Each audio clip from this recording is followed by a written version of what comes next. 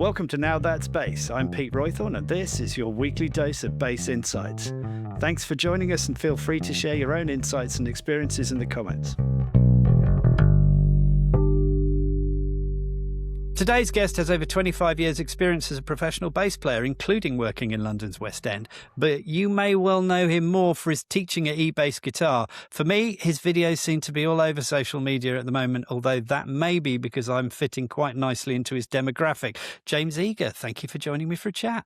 Thank you for the opportunity of talking to you, Pete. It's a pleasure. So what are you up to at the moment? Well, right now it's 4 o'clock on a on a Monday afternoon, and I'm just going to finish work for the day. But beyond for that, my life is spent running eBass Guitar here. I live in Dorset, on the New Forest border. I do a couple of gigs a month and look after thousands of students across the world by day. So let's wind it right back to the beginning for you. Where did your journey with bass start? Well, my journey with bass started, like many people, as being a guitarist, and the opportunities on bass started coming along my way.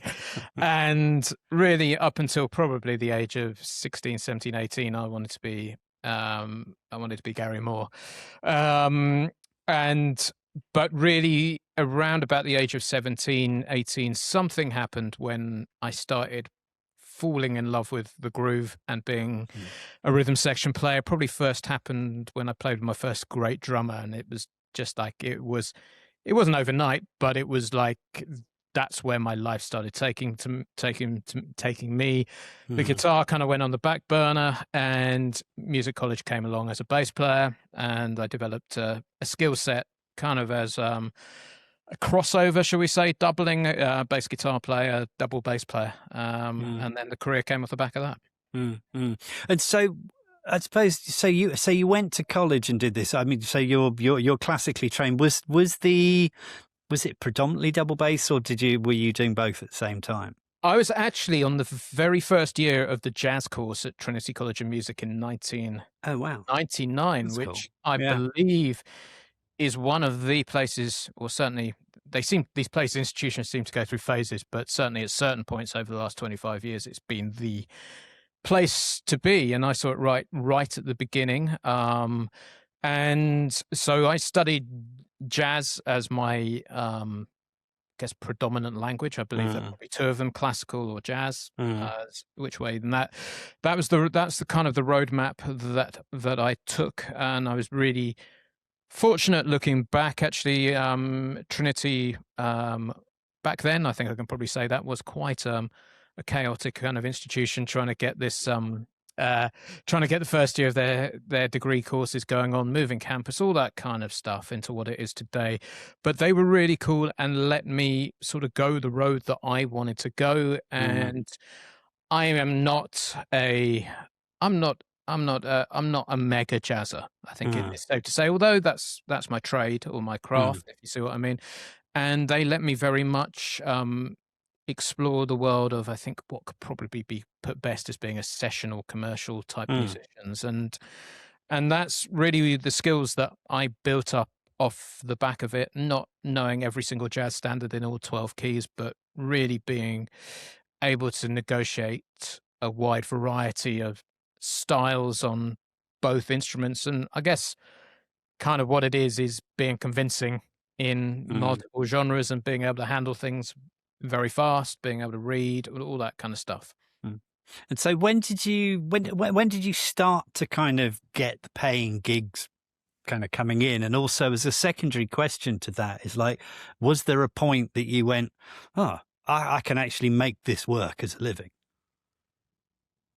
Oh, interesting question. So the paying gigs for me really, and I think this is actually an interesting point, the paying gigs really started happening with the school band that came out of playing in school, but we started getting some functions, for want of a better word, events, and I don't know, we could earn 40 quid a night, which was pretty good in 1998 for beer money, and actually start doing some gigs. So that was probably my first kind of taste of it. And then going, I think it was about 19, maybe 20, I started building up a um, teaching kind of practice in my hometown as well. I was almost, I was doing Trinity kind of during the week and then coming back on a Saturday and Sunday and doing, I don't know, a dozen one-to-ones by the end of it. Wow.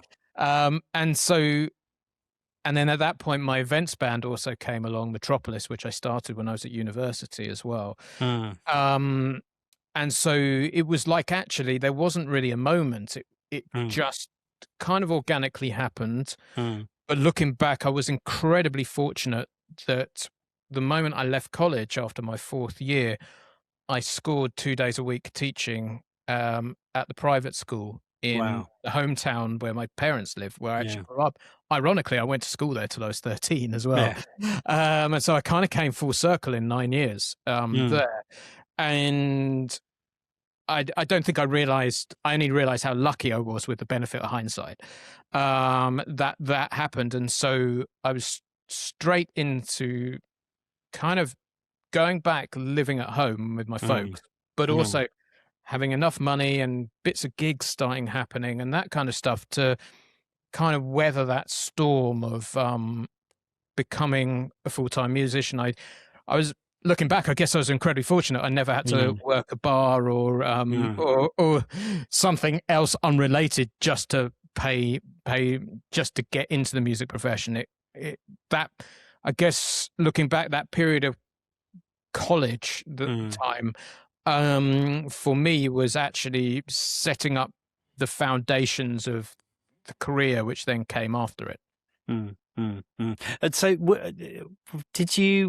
was there a particular gig that you got that you that sort of made you think, yeah, you know, this is kind of the start of a playing career? I don't think there was one gig as such. It was just lots of doing anything and everything. And I mean, you hear Leland Sklar saying it today. And I was fortunate enough to interview him, and I think he said it then, but I've heard him say it multiple times. And it is so true that you say yes to everything. And I think the music industry picks you, and it sounds like it's picking you at the latter end of your but I think it does. I really do. You don't, I mean, why would you pick such an antisocial industry to go into? Which, I mean, like, I'm pretty honest with people. Not everything is brilliant about it. Yeah, of course. But the love of music is what drives people. And it's like it picks you, and so you deal with all the crap that goes with it, and do all of those driving to the arse end of Essex or whatever for 50 quid to play yet another jazz gig or something like that. With 2 people in the band that can play and the other 2 which can't. You just do so much of that when you're in your 20s. And looking back, that period of your 20s, certainly for me, when family didn't come along till a bit later for me, but it was that golden opportunity of just being able to immerse yourself in a craft and a passion. And looking back, I mean, there were some really tough moments in it, but there were also, looking back 20 years on, I mean, there's some moments where I'm totally fortunate in the whole thing, looking back on how it happened. So yeah. So I want to just rewind you slightly there, because you said that concept of, and you know, I hear this a lot. It's kind of like, you take everything and anything and everything that comes up, you take it, because you just need to be out there playing. In fact, I had a brief exchange with Lee Pomeroy, actually. And he was saying, he said, his comment was like, "Oh, I don't know if I can kind of give you any kind of constructive kind of information other than say, like, just get out there and play." But taking the extension from that is like, did you ever get like serious imposter syndrome? Do you ever get yourself into a situation where you thought, "Oh, actually, hang on a second. I'm kind of either out of my depth here, or I'm kind of like, I'm struggling a bit"? Yeah, massively. I've had it so many times, but you have to just go for it. Yeah. And there were situations, certain things that I got thrown into, particularly West End type stuff, which oh God, I was so out of my depth. But it was the way you learn very, very fast. And sometimes, I mean, to be totally honest, you sunk and swum some of those situations, you swum in Yeah. others. Yeah. And when that can, as a young player, that can, if you haven't got your head screwed on, that can really get on the wrong side of you. However, from a guy who's now in his mid-40s, I can look at it a bit more objectively and go, it's all part of the journey. I'm really glad I did that. Which is that's quite an interesting point, actually, because you also think that there is that thing of, you've got to have your head screwed on, because rejection or getting things wrong or being right on the edge of what you can do is constantly part of doing the job, isn't it? Absolutely. It's part of the job, and it's where you learn. I say to my students at eBass Guitar, it's like 50% of this is done in the practice room. 50% of it is actually done in the field. And so you have to get over yourself and get out there. And you have to, I was really fortunate that I interviewed my old teacher, a wonderful guy. You should talk to him, Paul Westwood. Okay. And like when there was a session industry, he was cool. Even Steve Pierce says, like in the early 80s, you got sessions when Paul wasn't working. Yeah. It was like that guy. And I interviewed him, and he said about me, which is a really interesting point. He just said, you were hungry. You wanted it. And I wasn't the best by a long shot. I was actually quite a late learner in a lot of respects, and really struggled in places. And I mean, I talk about that quite a lot in the books and the stuff that we put out there now. I'm quite open and quite honest about that. But it's that point of mentioning that it's like someone else recognizing the hunger. And it is that hunger which will make you, which will make you do a 2 a.m. gig in Birmingham for not enough money. That's what keeps you going. But that gig may be the thing which leads you on to the next gig. Yeah. And yeah. So there was, I've spent many years working as a freelancer in the marketing industry, and I mean, one of the things that I've always been, it's been a strong part of my ethos, is that you are only as good as your last job. And to a certain extent, it's the same in many respects, I think it's the same in many respects with bass playing. It's kind of, you're only as good as your last gig. If you don't, if you make a mess up somewhere, it's kind of like that. Is that something that's always going to come back and bite you? I think in certain scenarios it can. But I think the flip side of that is that the industry, and I'm starting to see this a bit more now being in my mid-40s, it's quite a transient industry. And so the people that you work with are very kind of similar demographic type people. You're from a similar place, often similar backgrounds, similar educations, not all the time, but, and so hence you go on a gig and you can really resonate with people. And there's a real laugh that you have. You often put in some pretty shitty situations together, like loading through the kitchen or whatever it might be. You do that all together, and there's a dark humor that goes with it as well. There's a real dry British muso humor. I'm sure that muso humor goes into the rest of the world too. And it's like, and so what I'm starting to see is that you can have 10 years or you can have 15 years. And it was, and you come back and you start to see people again and you pick up the stories. Oh God, it's coming to, like, I did a gig with a pianist, a guy called Will Bartlett, and he's now out in Germany working. Wow. And I hadn't seen him in 15 years. He's a jazzer and we did a few bits and pieces together. And I did a gig with him last summer in a pub in Dorset doing some really nice jazz work. And he came over from Germany, and I was working with a lady called Kate who I was at college with and school. And she said, do you want to come and do this? And it was just like a group of friends doing it. And he said to me, do you remember that duo gig? I did a gig with you. and he said it was for Rupert Murdoch's son somewhere in London. And he said, I wanted to hate the guy there, but his son asked to come and play the piano, and he was really nice, really respectful, and I couldn't hate him at that moment in time. And it was just one of those funny stories, and that I go, I have no memory of that. Yeah, it was just me and you two of us on a gig together. Somewhere playing jazz standards. But it's one of those things, you just pick up these things, and then those stories of like come along of madness. Like there can be total madness in the music industry sometimes of just the total things that you experience. And you go like, I can't remember like a gig with Rupert Murdoch's son for him, but it must have happened.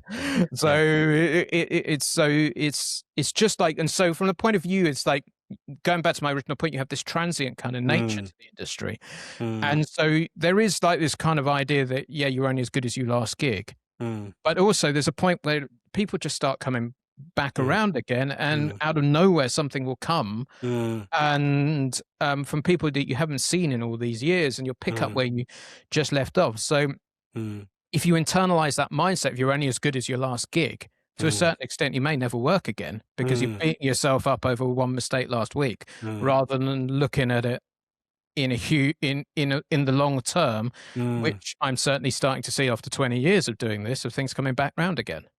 Well, that's really interesting, actually. Yeah, because as I say, it's just, that's just a kind of sort of thought process or an ethos that kind of has kind of driven me forward in other parts of my career. But yeah, no, I'd take that on board completely. So I suppose the interesting question off the back of that is obviously, you've got 25 year playing career behind you. Yeah. How have you seen the industry change, and what are you kind of, how are we setting expectations, or how should we be setting expectations for that generation that's coming up below us? Because I mean, obviously, this particularly relevant for you as a teacher. I think it's a fascinating juncture to be at, me being 45 at this moment in time, and you asking me that question, because I came in, started experiencing the professional industry in the late 90s. And the memory that comes to mind is sitting next to the BBC Big Band when I was 19 years old, sitting next to the bass player was a guy called Roy Babington. They were backing Georgie Fame, I think. And I went and had a lesson with afterwards, and he said, and I said, how much money do you want? And he said, I don't want any money. But do you know what Isla is? And it's a type of scotch. And so I paid him in whiskey, and spent a couple of hours hanging out with him. And he was old guard, which could earn a living purely from the gigs. And so there were those guys, which I saw. Then there's my generation, and then there's the young guys coming in at this moment in time. And I think the interesting thing is going into the industry at that point of early 2000s is I could look back, and I was still fortunate enough to do some gigs with guys who were in their sort of 60s, 50s, 60s, 70s at that point, when they would have been working in the 70s, 60s and 70s, where the industry was really in its heyday. And that was a point where the phone would ring and the gigs would come in. And that was the point. And then my kind of generation came along, and I've talked about the cross-section of work I was doing, the teaching and all that kind of stuff. And there was a little bit of a notion when I was going into it, like, well, if you're not a real player, if you have to teach that kind of stuff. But really now the expectation has changed with that. And I mean, there are also other things like, well, you've got to live in London and all that kind of stuff going on, like these sort of outdated things, which were starting to change when I came into the industry. And I think I was really fortunate that I did have a few years of like the phone ringing, that kind of stuff, or experiencing bits of that and going, okay, well, I'm going to be like at the busiest time doing 5 nights a week, doing all sorts of different stuff. And so I kind of saw that. And what And what I've recognized going forward, and I'm talking very generalistically here, so just to Sure. anybody listening, take a theme from what I'm saying, is that the industry has become far more entrepreneurial in its thing. So you can be a really credible artist, all right, musician, artist, like with your craft on this side of things, yet you have some real solid business skills on the other. All right. Or you have your own thing going on that you're driving forward to earn your living rather than just being. So effectively, the difference is actually thinking about it is to do with reactivity and proactivity. That the fact is you could be reactive all those years ago and the industry would deliver work if you could do that. Now, if you want to survive in the industry, it's a little bit more like where you got to get off your backside and actually do some work, find out, okay, well, what do I want to do with it? Which to some guys, I think is incredibly inhibiting and understandably so. But in some guys, it's like, well, actually, I can choose what I want to do in this scenario. I can start to design life around what I want to do rather than just lots and lots of gigs, because that's what I've always done. So there's kind of two things that come off that. One, for me, one is, do you think therefore that it is really important these days, more important these days, for musicians to have like other skills, like have that understanding of business, how to, that's the thing, basically, to have something else that's going to carry them through, so they can't just be the classic exclusive, well, I'm just a musician? I think in a perfect world, yes. But as I said, being a musician kind of picks you.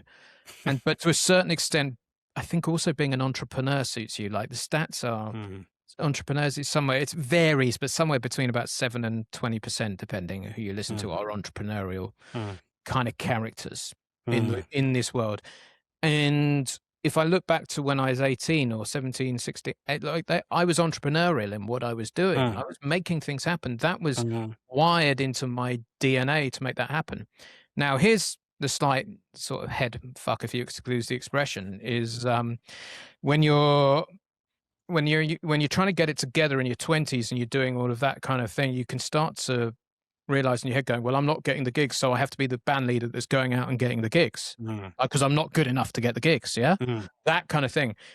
I've actually come to learn it was that wasn't the case. That was completely wrong. That's not imposter syndrome, but like the negative mindset stuff creeping in, which everybody has.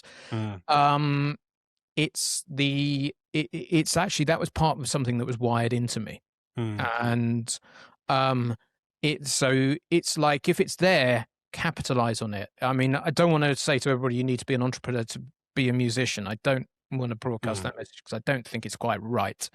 But what I will say is I think it helps. I think in 2026, when we're recording this, it's like, actually, yeah, if you can have some get up and go and some understanding of how business works, business is pretty simple. It's all marketing anyway. You're a marketing guy. It's about the psychology of selling stuff to people, and or actually even more fundamental than that, psychology of helping someone. All right, that's all if you're giving someone a product, all you're doing is helping them.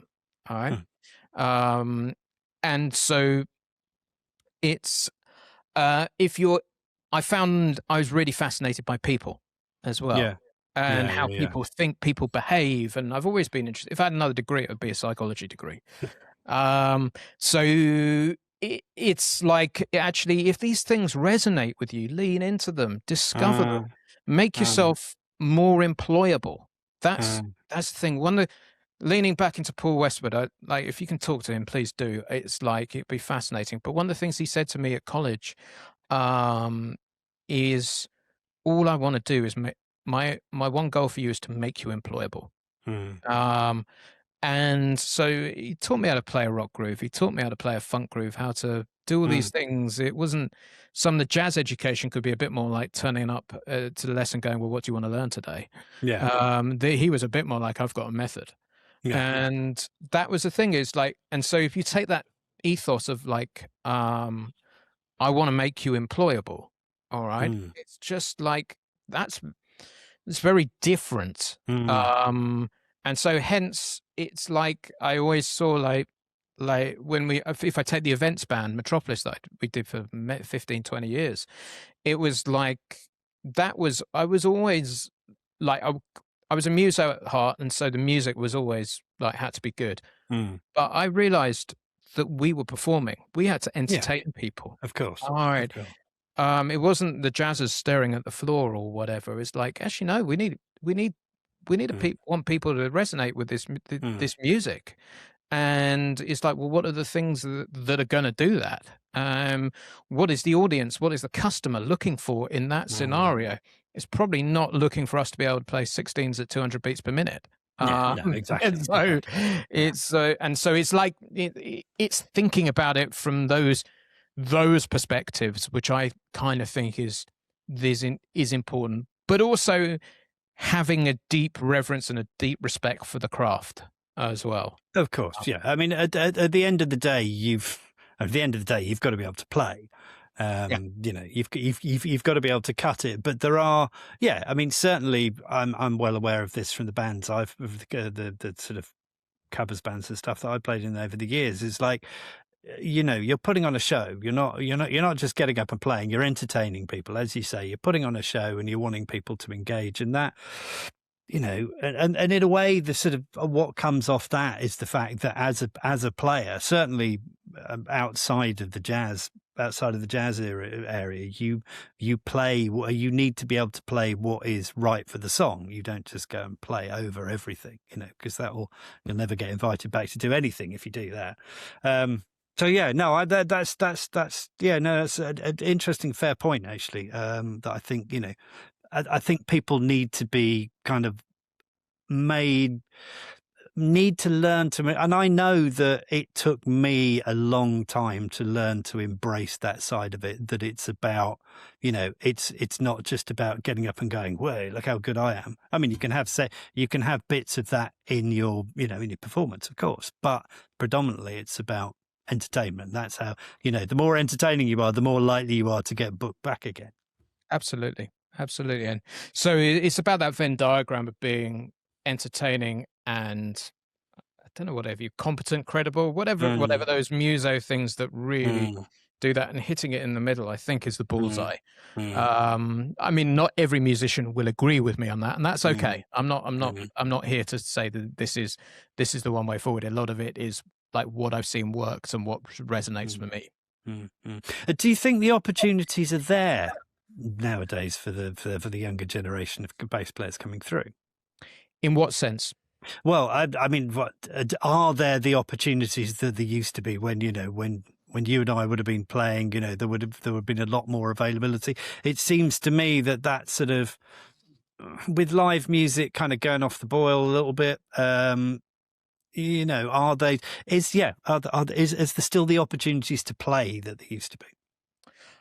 I think the opportunities are there to play. I think you've got to want it though. I think you've got to be hungry. I think, and if you're hungry, you put the time in and you're going like, this is my craft, I'm going to do it.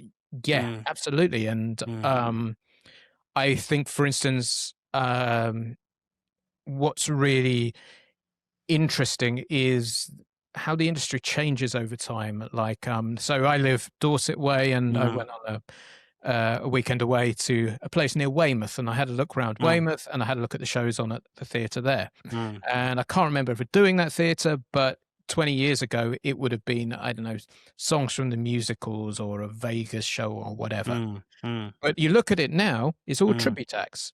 Yeah. Which some people will go, well, God, it's awful, everything's a tribute act. But you could also go, there's a hell of a lot of opportunity here. All right. Some of these I've been working in one myself, the Celine Experience, and it's like, actually, it's great. It's a really great play to go and do that gig. And some of these shows are all over the place. And you go up north to the UK, there are loads and loads of venues in a very close confine all around Manchester and all those kind of Blackpool, I've learned, and all that kind of stuff. So it's like it's not, I wouldn't say it's ridiculous, But if you want to be good, you want to put the craft in, you want to be diligent, you want to be professional, and work in this industry, I think it's still there. I think, but it's just not going to be handed to you on a plate, and you've got to think differently about it and approach it differently, and maybe be prepared to do the things you don't necessarily want to do, and all of that kind of stuff.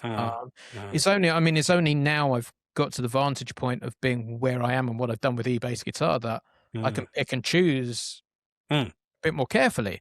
Like the idea, if I'm totally honest, of doing a jazz standards gig of double bass and piano or something with nobody listening on a wedding or something like that, is like, I can't think of anything worse at this moment in time. But I've done hundreds of them. And sure. I know that they were a great learning ground for playing lots of music, meeting people, particularly as a bass player. I mean, if you're working without a drummer, it's great for your time. That being able to do that, but that's a gig that I don't want to do, but I now have the choice because of what e-bass guitar's done and the work I've put into that, and so the choice can happen. But if you want it right at the beginning, anything, everything. And how important do you think social media is today in terms of creating a calling card, I suppose?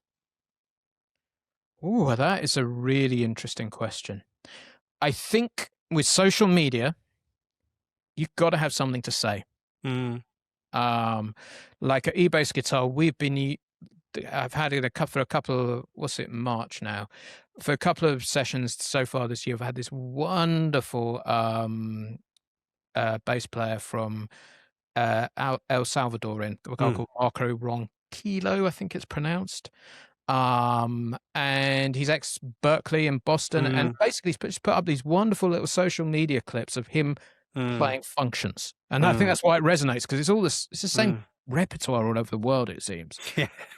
But they are really pushing it around. They're really messing with it. And so people will say he's overplaying and that kind of stuff. And I get that. But also it's wonderful creativity. And the groove for me and what he does is still fundamentally at the heart of everything. But it has all these wonderful South American influences and Tower of Power and like just wonderful. But his thing is, I believe is, he's starting to get a little following off the back of it. I mean, he'll have plenty of haters, I'm sure, doing it as well. But of course, but there are people who love it, myself included. And I mean, I've now been offering him bits of work at e-bass guitar because I just what he does resonates with me. And so it's it's like, yeah. And so he's created his own thing off the back of that. And so I think you have to have something to say. I think that's important. And there is a journey of finding something to say as well, I think, which is really important too, in there. And you've got to be prepared to do that graft as well. But I think if you're going to be bland and uninteresting or whatever, then it's going to be a struggle. Yeah, no, I think that makes sense to me perfectly. And that's to me is one of the reasons I'm doing this, is it kind of I suppose it supports everything else that I'm trying to do. I think so. I think the other really interesting thing, and I mean, I could talk about this stuff for hours, but the other thing that I think is really important is authenticity. Yes. Within what you do. And if you ask me, I mean, the story of e-bass guitar is probably multiple podcasts already, but I never intended to be here. All right. It happened by accident. All right. And you mentioned either before the call or in the pod that word imposter syndrome. Yeah, massively. Yeah. All right. Massively. But what I found is I had a way of communicating which resonated with certain people. Yeah. And over the last decade, I've got quite good at recognizing what those are. And it's really only in the last 6 months I've pinned it down even further, what it really is. And having that authenticity of what's you is really important, I think. And spending the time to find that. Some people call that your voice or whatever. And what I love about what I'm doing at eBass Guitar at this moment in time is it really is authentically me. And my calling card of what I believe is important and the people I want to help or the people I found to help. I'm not trying to just rip off other people's ideas and hope that it works. I don't know, 20% is good. Actually, some of the stuff that we found recently really is, I believe, is our stuff. It's modeled on other stuff. I'm not trying to say I'm 100% original, but there's some things that we're doing in the industry at this moment, which I know no one else is doing. And that is really good because it's authentic, and that's me. If I was to go, I don't know, I'm going to put another 20-day bass challenge out, there's someone else in the market who's doing really well doing that. And so it would just be a copy of it. And maybe modeling it has its place, but for me, actually having something which is authentically mine is really important. And I mean, that leads very nicely into kind of being, how do you be yourself? I mean, that's a whole another few podcast episodes in itself. but it is important. Yeah. But I think that the point is that you need to sow that seed. Because one of the things that I'm facing certainly is like, there is so much out there of like, how do you do something that is just that little bit different, but it's also kind of like, authentically you. And I think that's the thing, is if it is authentically you, then ultimately it will resonate. And I've, a number of bass players that I've talked to in different niches have kind of all said that it's like, if you turn up and you mean it and it fits, then it's always going to kind of, you will find an area that you resonate, or you will find a community that you resonate in. Yeah, and I think it is not being afraid to be yourself, and that comes with age as well, and confidence and all of those kind of things. But understand that the haters are out there. Yeah. And I mean, I can talk about the things I get flack for online. I mean, it's like, I mean, I'm a double bass player, electric bass player. In some people's eyes, I play the electric bass far too hard. And so there's fret buzz and rattle and all of that kind of stuff going on. But I don't know, I've done hundreds of gigs, as I said, without drummers before. I mean, I have a real commitment to the time. And that's what I do. And I mean, and to a certain extent, I'm unapologetic for it. I have the humility to go, actually, there's probably things I could be better at. I know there are. And they could be more that I could do with my craft and all of that kind of stuff. But fundamentally, I've got this far. But that's cool. That is personality. Nobody out there is perfect. No. Well, I don't think they are. I suppose Victor Wooten probably gets quite close to it, or Stanley Clark or someone like that. But you think, that nobody out there is perfect. So I think, that is your personality, and that's what people buy into. And, not to sit here and blow smoke up your ass, but I've always really enjoyed the stuff for a long time now, for a good few years. I've been following your stuff, and I think that you put out, and I think, there is a personality and an authenticity that I like and I connect with, and that's kind of, in many respects, that's why we're here.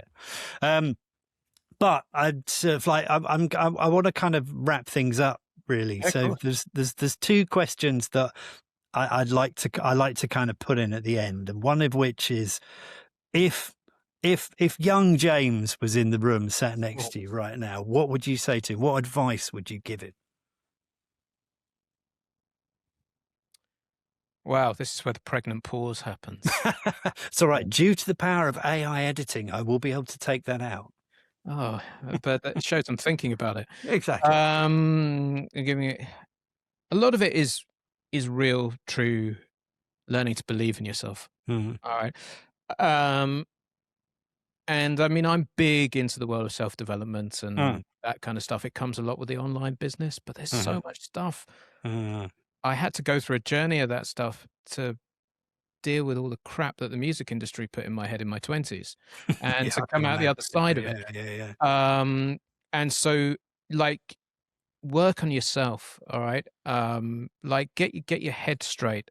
All right. Do whatever it takes. Like, do do whatever therapy it needs, do whatever, deal with your demons, do all those kind of things that are likely to show up, so you can show up as your best self on the gig. All right. And I know that sounds like a load of woo-woo bullshit, and that's not going to resonate with everybody. I get that. It really resonates with me because it's authentic. But it's really important. But I wouldn't have got so many hang-ups about certain players, wouldn't have told myself so many stories about what other people thinking when they really weren't thinking stuff. I would have understood more why. I mean, I've been there. I won't mention any names, but I've seen very average players get amazing gigs because they want to be the people that other people want to hang out with, and that kind of stuff. And it's like when you start to see that, it's like, okay, what are those guys doing? That like 50% of it's the playing, 50% of it's what you do on stage, 50% is all the other stuff. Yeah. So it's like, how do you get your head straight? How do you have, I mean, this is a whole subject in itself, but how do you have your head straight, but how do you have resilience as well to keep going? I mean, I kept going. I plowed through. I mean, I was an absolute snowplow. I wouldn't let anything, stop me on my mission. But that mission could have been a lot simpler if I'd had certain things together mentally, I think, earlier in that day.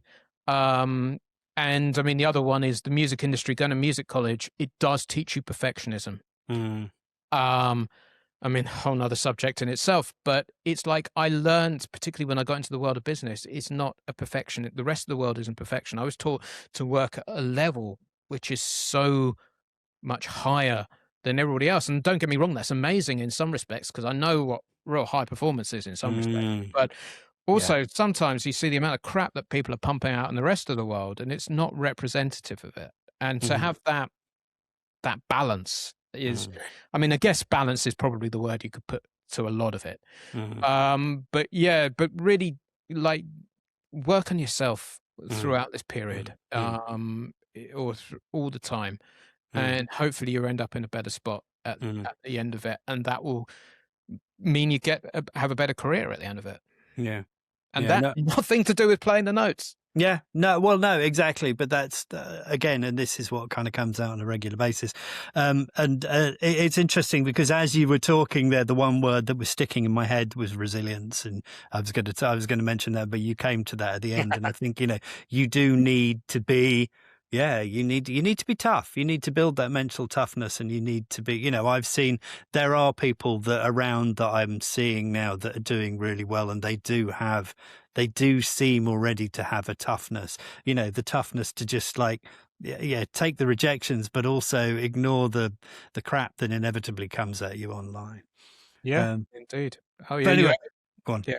Online is, you have to develop that. No, that's fascinating. Sort of interesting. I'm looking forward to that one when I put stuff out, but we'll see where we get to. But yeah, so final question, bit of fun, really. If anyone should learn one bass line, what is it? All right, first thing that comes to mind, hit me with your rhythm stick. Yeah, cracking bass line.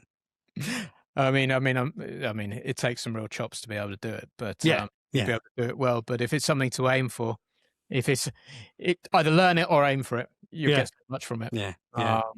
So, and another interesting story is that bass line, as Brits, we all know it, don't we? Norman Watt-Roy. I played it to that bass player I mentioned earlier, Marco Ronquillo. It never heard of it. It never. Really? It didn't. To my absolute thing, it had never made it to America as one of those must-know bass lines. And my God, it should be. Absolutely. There you go. Yeah. All right. Excellent. James, real pleasure. Thank you very much for your time. My pleasure. Thank you for having me.